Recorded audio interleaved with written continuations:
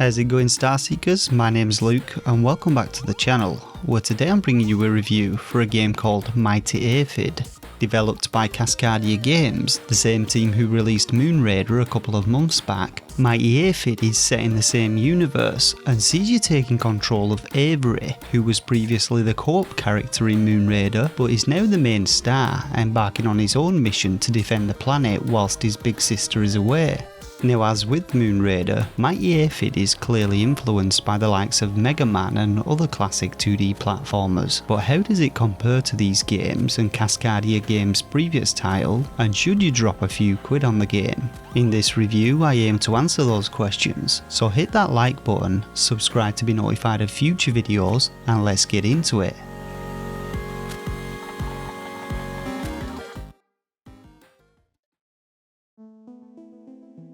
So this time round, Mighty Aphid is published by Chili Dog Interactive instead of Dragius Games, and it's also a little cheaper than Moon Raider, coming in at £4.49 on the UK eShop and $4.99 on the US eShop. Kicking things off, we're treated to a rather silent main menu, with our only real option being to start a new game, after which we get to select from one of 3 levels. We're able to play these first 3 levels in any order that we like, but after this we then have to play the last 3 one after another.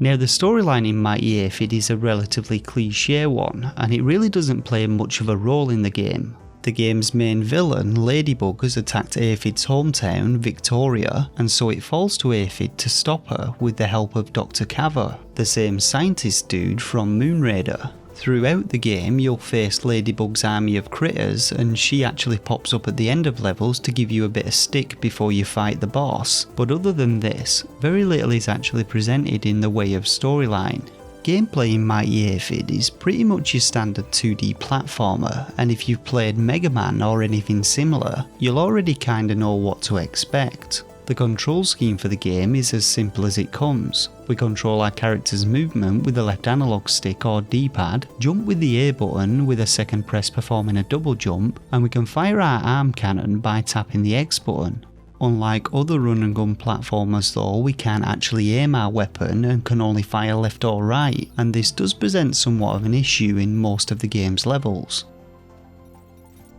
Now, levels in Mighty Aphid are set in a number of different locations, including several cave-like structures, underwater sections and a futuristic lava base, and while there is a little bit of variety to them, unlike Moon Raider where levels are split across a number of different zones, levels in Mighty Aphid consist of one single larger area, which does result in the game feeling a lot smaller. Now, our main objective in levels is to work our way through them, defeating enemies and rescuing humans as we go before proceeding to the white flag at the end of the level, and you actually have to rescue every human in the level before getting to the flag, or else you'll have to backtrack to locate them. To add a little bit of variety to this gameplay loop, some humans are found within cages which need destroying, while others are being terrorised by bugs requiring us to dispatch them, but overall I found the general gameplay mechanics to be a little bland. When it comes to the actual level design and platforming elements, things weren't too bad, and there were a couple of unique features such as treadmills or water sections, but you do just encounter the same types of enemies in levels, and bar a couple of new enemies in the final level, they actually add very little variety or challenge to levels.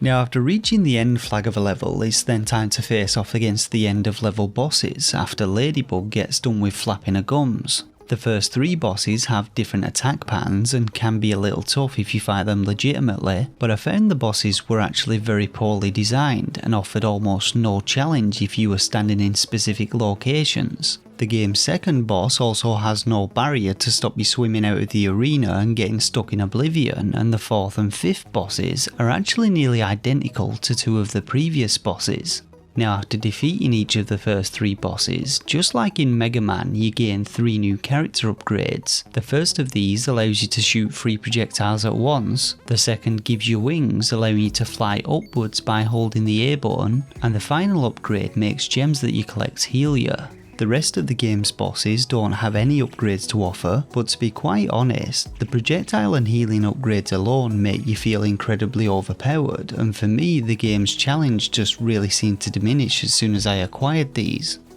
So overall, Mighty Aphid is not a bad little platformer for the price, but it really does feel like it was made in a bit of a rush and there appears to have been very little thought or effort put into some of its features. The bosses are very lackluster, offering little challenge and having no real complexity to the mechanics. There are no iframes when you get hit, meaning you can be bounced between enemies and die almost instantly, and the game's gem mechanics, whereby the gems that you collect are used to fuel your triple shot and wings, are also a little flawed, as you do burn through gems incredibly quickly, especially when you do a lot of jumping, and often end up getting stuck using just your single shot and double jump. Despite them being larger than Moonraider's levels, Mighty Aphid's levels are still relatively small, and most can be completed in about 5 minutes, meaning that you can realistically complete the game in under an hour with very little effort.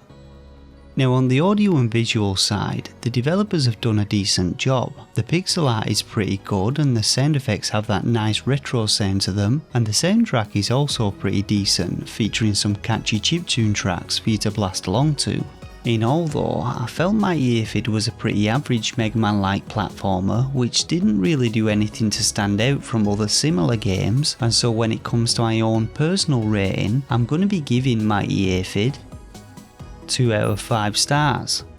If you're looking for a quick classic platformer fix, then Mighty Aphid might be worth dropping a few quid on, but for those seeking a more polished experience with any kind of depth to its gameplay and bosses, then I recommend looking elsewhere.